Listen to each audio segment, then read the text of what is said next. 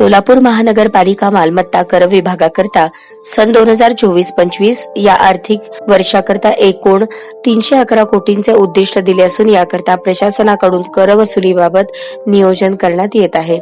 आज अखेर कर वसूल झालेल्या कराची टक्केवारी पाहता उद्दिष्टापेक्षा खूपच कमी प्रमाणात वसुली असल्याने थकबाकी असलेल्या सुमारे 24,000 मिळकतदारांना लोक अदालतीच्या माध्यमातून नोटिसा देण्यात आल्या होत्या। तथापि 14 डिसेंबर रोजी प्राप्त झालेल्या लोक अदालतीमध्ये नोटीस फी, वॉरंट फी आणि शास्तीच्या रकमेत 50% सवलत देऊनही अत्यल्प मिळकतदारांनी थकबाकी भरून लाभ घेतला आहे।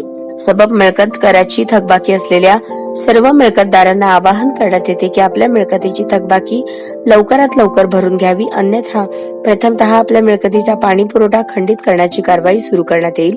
तसेच व्यावसायिक आस्थापना असल्यास त्यांची मिळकत अधिनियमातील तरतुदीनुसार सील करण्याची कारवाई करण्यात येणार आहे। त्यानंतरही थकबाकी भरली नाही तर अशा मिळकतदारांची नावे सार्वजनिकरित्या प्रसिद्ध करून मिळकतीवर महानगरपालिकेचा बोजा चढवण्याची कारवाई करण्यात येणार आहे।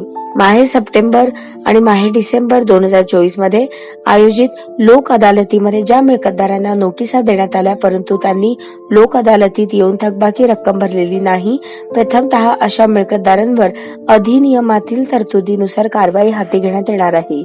तसेच शहर हद्दबाड भागातील खुल्या मिळकती असलेल्या मिळकतदारांना कळवण्यात येते की ज्या मिळकतींवर बोजा चढवण्याचा आहे अशा मिळकतींची यादी प्रसिद्ध करण्यात येत असून प्रसिद्धीकरणामध्ये दिलेल्या मुदतीत थकबाकी न भरल्यास अधिनियमातील तरतुदीनुसार सदर खुल्या मिळकतीवर बोजा चढवण्यात येणार आहे, याची नोंद घ्यावी।